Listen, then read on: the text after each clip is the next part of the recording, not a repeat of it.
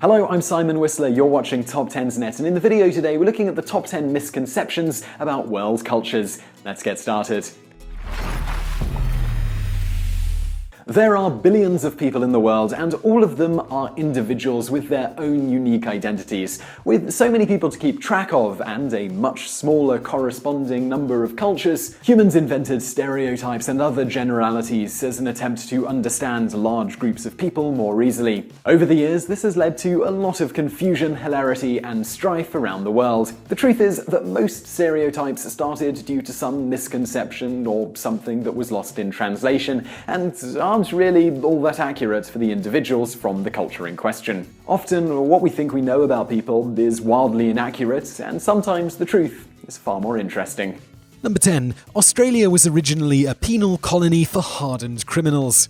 Most people know that Australia was originally a penal colony started by the United Kingdom, the British Empire at the time, which blossomed into the full-blown country it is today. Many people have also heard of the famous rum rebellions and how many of the prisoners, soldiers, and others on the island were originally paid largely in booze. This has given an image of Australia as an island full of the descendants of shifty, nasty criminal types, the hardened people countries would consider so evil they sent them all the way around the globe. However, in recent years, Australia has been trying to uncover its past instead of shamefully hiding from it, and they have found that the truth is not nearly as embarrassing as they once thought. What Australians have quickly been discovering is that many of the people who were sent to Australia as criminals were convicted for reasons that we would consider a miscarriage of justice today. A large portion of them were children who stole small amounts of food, some of whom were condemned to hang for their crimes before they got a chance to be exiled to Australia instead. Even among the adults, many of those convicted had been tried for what would be considered very petty crimes today, and others were also falsely accused. The truth is that the British Empire at the time had a lot of poor citizens who ended up on the wrong side of the law, mainly because living on the margins and stealing food was the only way to get by. So they decided to get rid of those people by sending them to an island all the way across the world, instead of dealing with the actual poverty issue. Number 9. The connection between the ancient and current Egyptians. Egypt is one of the most famous countries in the world, but the identity of its people is often a very confusing subject. Some people think of them as simply Egyptian, and others think of them as another Arabic state, but the truth is a fair bit more complicated. Scholars have been studying the lineage of the Egyptian people in an attempt to understand how they relate to the ancient Egyptians, and have been unable to come up with concrete answers. They are certain that most Egyptians have DNA that seems to differ somewhat largely from other nearby countries, but they also cannot prove any direct connection to ancient Egyptians. In practice, the situation on the ground can be even more confusing. Egypt is a member of the Arab League, and most people in the country can speak Arabic. This has led to a certain amount of cultural ethos to slip into the national identity, but most Egyptians do not consider themselves Arab regardless of their true genealogy. They consider themselves to be Egyptian and wish to cultivate that identity more strongly. Many Egyptians today would prefer to connect as much as possible with the old roots and ignore the Arab influence. In some cases, Egyptians have reported feeling discriminated against while visiting or working in other countries within the Arab League. Number 8. Japan is completely nuts about anime and manga series. When most people think of Japan, they think of weird adults obsessed with the oddest kind of manga and anime possible, but the truth is they are producing most of that with the rest of the world in mind. When anime and manga began in Japan, they started out marketing toward children, just like in the West, but as their audience got older, they decided to start trying more mature themes. This worked out well and proved that animation is suitable for adults as well as children. As many adults matured, anime and manga have continued to have a steady following in Japan, but nothing like what people think, and nothing like how popular it is in the rest of the world. One executive in the industry believes that many people in Japan probably don't even realize how much other countries are into anime and manga. The amount of money made selling anime and manga outside of the country is an industry worth billions of dollars a year. While the international market is a hugely growing business, the Japanese demand for the same is actually slowly declining as the years pass by. This means that despite the claims of those wacky Japanese, at this point they are making those stories for our entertainment. It may not even be entirely their cup of tea. Number 7. Canada is completely free, independent, and sovereign. Most people think of Canada as an entirely free and sovereign nation with an advanced modern democratic system of government. They have healthcare for all, a robustly running economy, and a standing military that is certainly no joke. Most people may not take Canada particularly seriously, but most people would consider them very much their own country. However, the truth is that Canada takes part in some very strange traditions harkening back to the monarchies of old.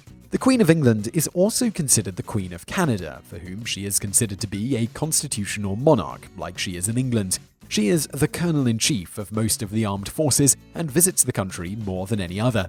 While, like in England, she always goes by ceremony and takes the recommendation of her government ministers' choices, she still gets to choose the people who are in very high-level government positions. However, it goes beyond simply paying homage to old traditions. Everything in the country, including elections, are still called in the Queen's name, and everyone must swear allegiance to the Queen, including all new citizens of Canada, who must accept the Queen as the living symbol of their country. Number 6. British people don't care about their teeth.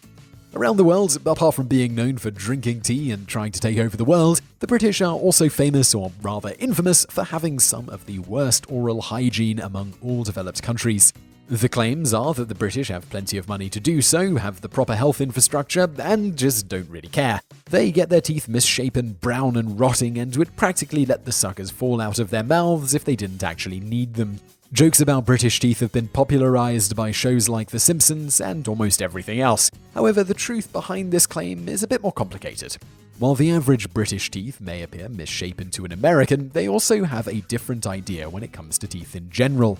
The British still care about oral hygiene, brushing teeth and going for annual tooth cleaning, but most of them prefer a more natural look and only go for minimal tooth straightening. Whereas Americans will spend countless thousands making sure all of their chompers line up just right, the British are fine as long as their teeth are healthy and line up fairly straight. However, even this stereotype is beginning to change. Due to exposure to American media and popular culture, it is becoming an increasingly popular trend to go for extra teeth whitening and straightening so as to mimic the look seen on television. Number 5. Spanish people are extremely lazy. One of the most popular stereotypes around the world is that Spanish people are lazy. This stereotype has evolved from Spanish people being lazy to anyone who speaks Spanish also being lazy, and is often misapplied by racists to anyone vaguely Hispanic who is working within the United States. This stereotype originally began in Spain due to a long-held tradition in the country of napping during the middle of the day, or siesta.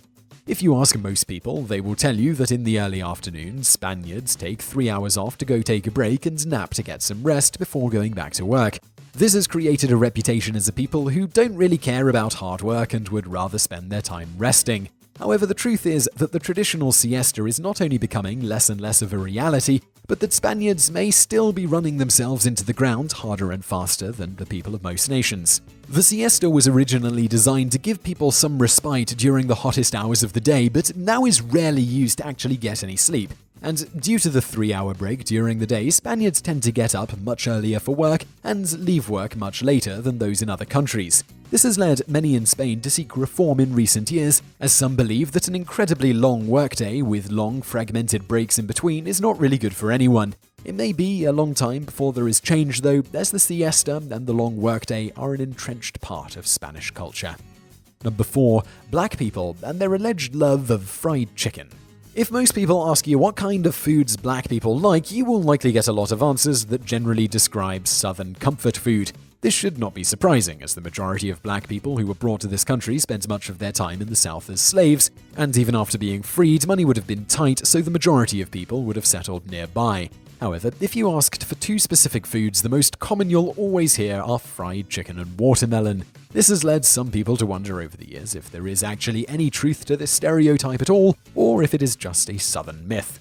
Back in the early 1900s, race relations in the United States were not so good, and we'll take that Understatement of the Year award any time. One of the earliest and most controversial films, Birth of a Nation, was released by the notoriously racist D.W. Griffith. The film depicted what Griffith considered the consequences of black people being freed and having power. In one scene in the film, black lawmakers are shown generally behaving badly in an assembly, and one of them is chomping on a piece of fried chicken while his feet are up on the desk. Some believe this was the birth of the stereotype and really entrenched the idea in popular culture. It is also likely that foods like fried chicken and watermelon were chosen to represent black people because they are foods you have to eat with your hands and hence can be considered dirty foods. Number 3. The French are prone to collapse in a wave of surrender. Shortly after the events following 9/11 that changed the United States in many ways, the country was finding itself going to war in the Middle East. When France made the difficult choice not to help the US, their ally on this particular occasion, many people started leveling very pointedly accusing fingers at them. They were insulted by many publications and political figures in the United States who essentially referred to the French people as cowards. Some went so far as to quote a joking The Simpsons episode and quite seriously called them cheese-eating surrender monkeys. People claimed that they surrendered easily in World War II and that in general they are cowards who don't want to fight. However, the truth is that France is one of the most dangerous countries in the world, and it always has been. Most people don't realize that the defeat in World War II may have been a defeat for France's leadership and infrastructure, but the French warriors never once stopped fighting. France also has a long history of war and currently wields the third largest nuclear stockpile in the entire world. The big two, the United States and Russia, are the only countries that can boast a significantly bigger nuclear stockpile than the French, and France still maintains one of the strongest and biggest standing armies in the world. While France has been choosing to pick their battles more carefully in recent years, their reputation shows they are far from cowards and more than prepared for serious engagements.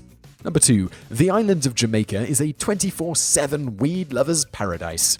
When most people think of a place where weed is considered as normal as eating, they think of the island of Jamaica. After all, it is the place where you are likely to find one of the highest concentrations of Rastafarians in the entire world, and as we all know, those who follow Rasta believe in smoking weed as part of a religious tradition. However, religions are not always accepted fully by the law, even in countries where they are most popular. Despite what some may think, for the longest time, weed has been severely illegal in Jamaica. Lots of weed is grown on the islands, but the government has done their best to crack down hard on illegal growing, smuggling, and even individual use. Just this year, they relaxed some of the laws regarding use for personal or religious reasons. They have also relaxed some of the laws in an effort to gain more money from foreign tourism, especially with some US states now allowing medical marijuana to some degree. However, this is only a small relaxation of the laws for individuals, and the country is still doing its best to prevent large-scale growing or trafficking within the confines of the island. The idea behind the new law is to allow for personal use in order to accommodate the island's large Rasta population, but still fight the rise of large grow operations on the island. Number 1. The German people are mostly humorless. The German people get called a lot of complimentary things. They are hard-working people who tend to be rational, industrious, and with the large influx of refugees they take in every year, they have certainly proven themselves to be a caring people. However, most of Europe and the rest of the world considers Germany to be a little amusing for the fact that, as far as much of the world is concerned, Germany doesn't know how to be funny. Surveys have even found that among much of the world, Germany is sometimes considered as literally the least funny country of all. Now, while many of us may think this about Germans, in truth it can't really make that much sense. Humor is something universal to all people, it's just likely Germans see it differently. The truth is that Germany has a rich history of comedy, but that the style is so far removed from the traditional British and even American comedy that it's hard to translate the style at all. The style of stand-up comedy we are used to was pretty much a foreign concept when first introduced in Germany. The Germans had complicated theatre-style shows in order to impart comedy that would be hard for other cultures to understand. The other issue is that many of the countries considered most known for their humor tend to use a lot of wordplay that a German audience would struggle with, and the complicated form of German humor also would not translate well for audiences from other countries. Comedy is unfortunately one of those things that easily becomes lost in translation. So I really hope you enjoyed that video and hopefully it shattered some stereotypes. If you did enjoy it, please do click that like button below, it really helps out. And also do subscribe to our channel. There's a subscribe button on the screen now, as well as a couple of other videos you'll probably enjoy over there on the right. And I know if you're on a mobile device, you can't click on the screen, so there will be links to all of this, the 2 videos, the subscribe button in the description below. So check those out, and thanks for watching.